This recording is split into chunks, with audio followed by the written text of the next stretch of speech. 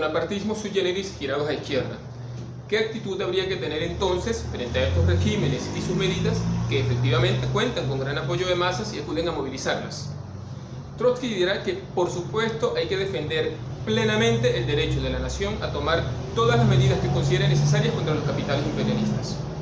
Sin embargo, dirá que estas medidas entran por completo en los marcos del capitalismo de Estado. Sin embargo, el capitalismo de Estado en los países semicoloniales no puede sostenerse sin el apoyo activo de los trabajadores, porque se encuentran frente a la presión del capital extranjero y de sus gobiernos. Entonces, acude a movilizar a los trabajadores, pero sin dejar que el poder se le escape de las manos. Y agrega, sería un error desastroso, un completo engaño, afirmar que el camino al socialismo no pasa por la revolución proletaria, sino por las nacionalizaciones que haga el Estado burgués en algunas ramas de la industria. Útil para entender Venezuela, ¿no? Y aprovechemos de aclarar algo de una vez. Cuando hablamos de socialismo, hablamos de una economía sin capitalistas privados, ni banqueros ni terratenientes, basada en la propiedad común de los medios de producción y las finanzas, con la clase trabajadora ejerciendo el poder político de la sociedad, con sus propios organismos de democracia directa, sobre la ruina de todas las instituciones que hoy conocemos del Estado burgués.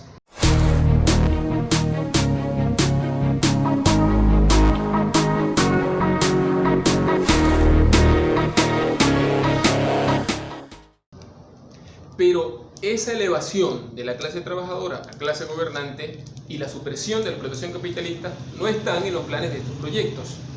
Estos bonapartismos se apoyan en la movilización de las masas, en la pugna con el imperialismo y los sectores más regresivos de la clase dominante local, pero al mismo tiempo buscan controlar a las masas, ponerle límites, subordinarlas a la disciplina del Estado burgués y sobre todo subordinarlas a la autoridad del líder bonapartista. Porque una de las características precisamente de estos proyectos es que surgen en momentos de aguda crisis social, de convulsiones, y no lo hacen para aprovechar y desarrollar la energía revolucionaria de las masas y barrer con el orden social y económico existente para reorganizar la sociedad sobre nuevas bases. No, se proponen hacer de árbitros en la profunda crisis social, reordenar la misma sociedad capitalista con algunas reformas y cambios que en teoría apunten al desarrollo nacional. De la Venezuela rentista a la Venezuela productiva. Ese es el gran lema.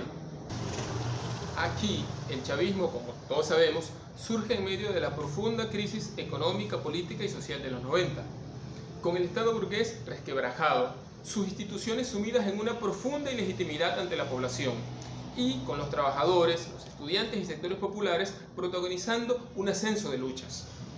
Frente a eso, ¿qué dijo Chávez al asumir la presidencia en su primer discurso en 1999? No queremos más rebeliones. Es un pueblo que por su propia acción, por sus propios dolores, por sus propios amores, recuperó la conciencia de sí mismo y allí está clamando en las afueras del Capitolio y por donde quiera que vayamos. Yo tengo la certeza que nosotros les vamos a dar un cauce pacífico, democrático, a esa revolución que anda por todas partes. Ese pueblo necesita cauce. Asumamos con coraje y valentía la tarea de darle cauce a la revolución de este tiempo o la revolución nos pasa por encima. Tenemos dos alternativas, son dos opciones. O le damos cauce a esa fuerza o esa fuerza nos pasa por encima. ¿Qué les decía en 2004 a los empresarios privados? Es decir, después que la burguesía había conspirado en el golpe y el paro sabotaje patronal. Refiriéndose a las misiones, a los aumentos de salarios, etc., les decía: cuando nosotros estamos haciendo ese gigantesco esfuerzo por rebajar las presiones sociales, estamos contribuyendo a un clima de estabilidad en el país, hasta desactivar la bomba social. El peligro de que en Venezuela, producto de la miseria, la pobreza y las desigualdades, ocurran hechos como los que ya ocurrieron en 1989. Cuando hacemos esto, estamos también salvaguardando los intereses del sector privado nacional. ¿Qué decía 10 años después de estar en el poder, ya habiendo pasado los momentos más difíciles, en 2009? Si no fuera por este proceso de revolución democrática y pacífica, no sé qué estaría pasando en Venezuela, no sé cuántos Caracasos tendríamos. No estarían los burgueses viviendo plácidamente como ahora. Ese era su rol bonapartista y lo decía claramente. Su propósito histórico no era barrer con el orden burgués venezolano, era preservarlo en una versión nacionalista.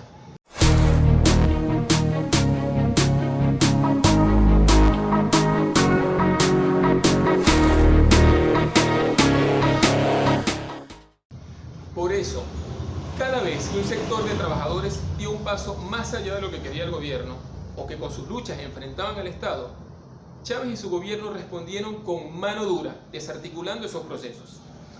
Vamos a mostrar, así sea brevemente, algunos ejemplos que, por supuesto, la gran maquinaria de la propaganda oficial no muestra. Cuando los trabajadores del metro de Caracas asomaron la posibilidad de ir a paro por sus derechos, Chávez amenazó con militarizar el metro. En más de una ocasión, amenazó a los trabajadores de las empresas básicas de Guayana con enfrentarlos con todo el peso del Estado si iban a huelga.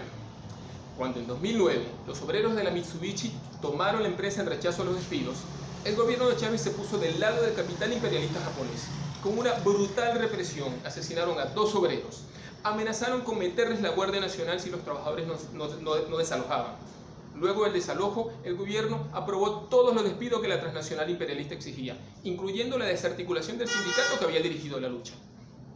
Cuando en 2008, Encidor dejaba hacer y deshacer a Techín por su alianza con los Kirchner, reprimió con saña a los obreros sidoristas que enfrentaban a la transnacional, con decenas de detenidos y varios heridos de bala. Los trabajadores radicalizaron la lucha con grandes movilizaciones junto a sus familias. Ante la intransigencia de la transnacional y la persistencia de la lucha obrera, que no logró derrotar ni con la dura represión, Chávez optó por renacionalizar la empresa, pero advirtió que consideraría contrarrevolucionarios a los que exigieran la incorporación a nómina de los tercerizados. En diversos momentos cuestionó muchos de los derechos de los contratos colectivos del sector público, diciendo que no le iba a quitar dinero a las misiones para dárselo a los contratos colectivos.